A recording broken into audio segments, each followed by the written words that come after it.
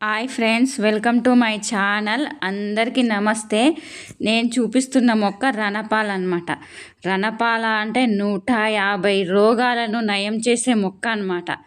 మనము అలంకరణ మొక్కగా పెంచుకుంటాం, కానీ దీని విలువ మనకు తెలియదు. దీని గురించి తెలుసుకోవాలంటే వినండి. అయితే ప్రకృతిలో వెతికి పట్టుకోవాలి, కానీ ఎన్నో ఔషధ మొక్కల నిలయం అన్నమాట. సౌందర్య పోషణ దగ్గర నుంచి దీర్ఘకాల రోగ వలరు ఉన్నో ఔషధ గుణాలున్న మొక్కలు మన చుట్టూనే ఉన్నాయి. అలాంటి వాటిలో రణపాల ఒకటి. వాస్తవానికి రణపాలను అలంకరణ మొక్కగా భావిస్తాం, కానీ ఆరోగ్య ప్రయోజనాలు కూడా చాలానే ఉన్నాయంటున్నారు ఆయుర్వేద నిపుణులు.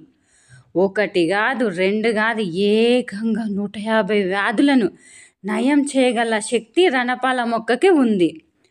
ఇక రణపాల శాస్త్రీయ నామం వచ్చేసి బయోపిలం పిన్నాటం.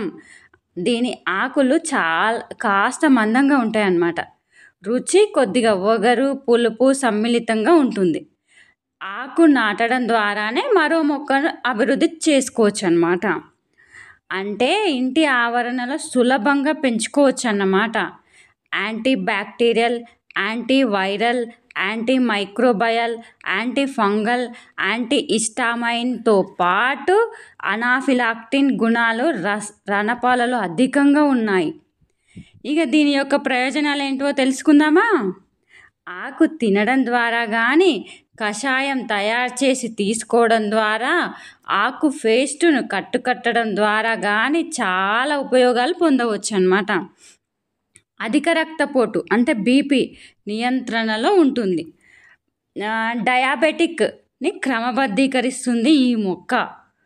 ఇంకా కిడ్నీ సమస్యలు తగ్గుతాయి. ఇది ముఖ్యమైనదన్నమాట. మన కిడ్నీలలో రాళ్ళు తగ్గాలి అంటే ఈ రణపాలకు రోజుకొకటి తినాలన్నమాట. ఇది చాలా మంచిది కిడ్నీలలో రాళ్ళు ఉన్న వాళ్ళకు. కిడ్నీ స్టోన్స్ ఉన్నవారికి ఎంతగానో మేలు చేస్తుంది. ఈ ఆకులను తింటే రక్తంలోని క్రియాటిన్ లెవెల్స్ తగ్గుతాయి. జీర్ణాశయంలోని అల్సర్లు తగ్గుతాయి. అజీర్ణము మలబద్ధకం సమస్యలను తగ్గించుకోవచ్చు అన్నమాట. ఆకులని వేడి చేసి గాయాలపై పెడితే గాయాలు త్వరగా మాన్తాయి. ఇంకా రోజు ఈ ఆకుల్ని తినడం ద్వారా జుట్టు రాలడం తగ్గుతుంది, తెల్ల వెంట్రుకలు రావడం ఆగుతుందంట.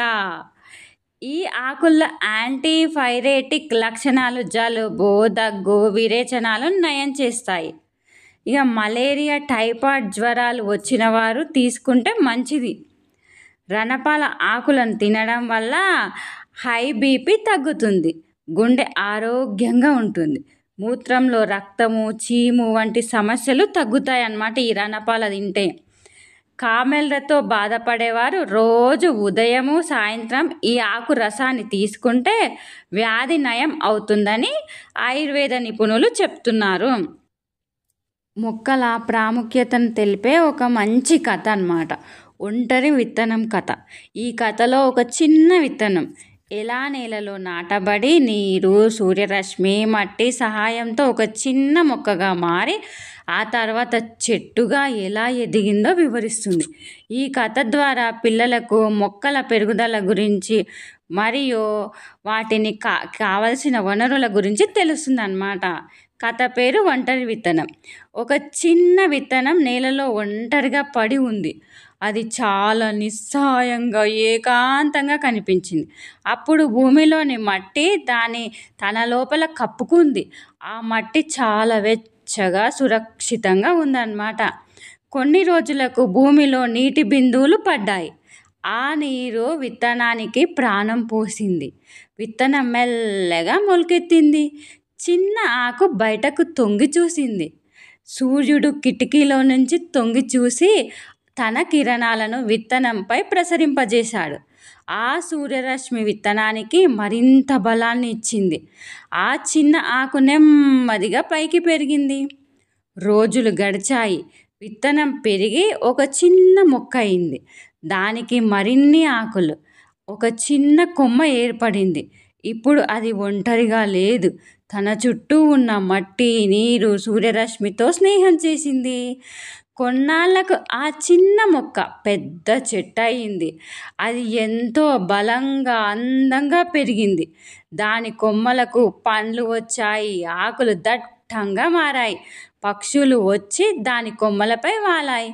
మనుషులు దాని నీడలో సేద తీరారు. అప్పుడు ఆ చెట్టుకు అర్థమైంది తాను ఎందుకు ఒంటరిగా పడి ఉందో. అది ఒంటరిగా పడి ఉన్నప్పుడు భూమి, నీరు, సూర్యుడు దానితో స్నేహం చేశారు, దానికి సహాయం చేశారు. ఆ సహాయంతోనే తాను ఇంత పెద్దగా ఎదిగాను. అందుకే ప్రతి ఒక్కరూ మొక్కలను నాటాలి, వాటిని ప్రేమగా చూసుకోవాలి అని ఆ చెట్టు గ్రహించిందనమాట. ఈ కథ నచ్చిందా మీకు? నచ్చితే please subscribe, like and share my channel. Thank you so much.